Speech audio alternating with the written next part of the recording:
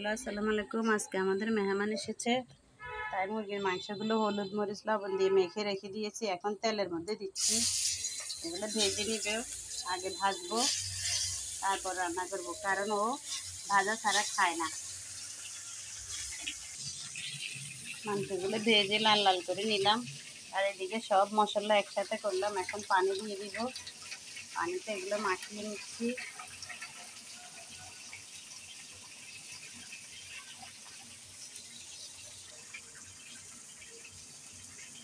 মাংস সব মশলা একসাথে দিলাম, এখানে দিয়ে এগুলো মেখে নিচ্ছি। ভিজিয়ে রাখলাম।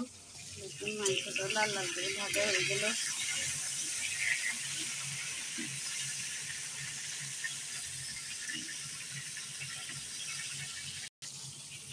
ভাজা হয়ে গেলে মাংসটা উঠিয়ে নিচ্ছি। দেখুন মাংসটা ভাজা হয়ে গেল, এটা এখানে রাখে দেব।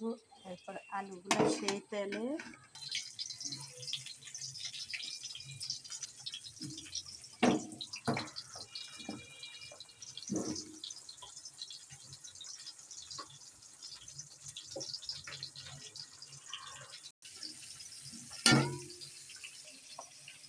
লবণ,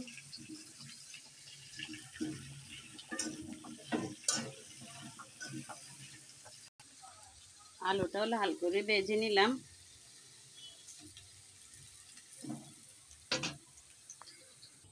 আজকে আমার ছেলে আসতেছে না, কারণ মেহমান আসছে, সেই জন্য আমাকে করতে হচ্ছে সব কিছু। তাই এক হাতে সব পারতেছিলাম না।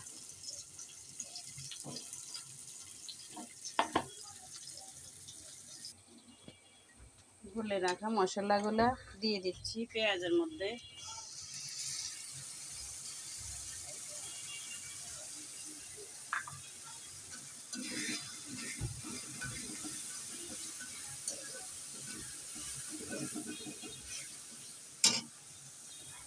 হয়ে গেল, এখন দিয়ে দিব সেই ভেজে রাখা মাংসগুলো।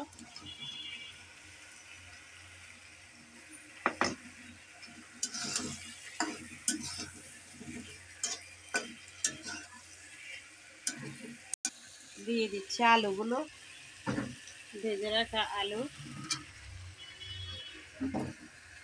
দিয়ে দিচ্ছি একটু গরম পানি।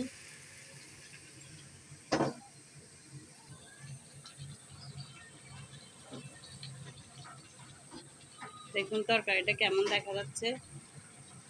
তরকারিটা কষানো হয়ে গেল, এখন গরম পানি দিয়ে দিচ্ছি।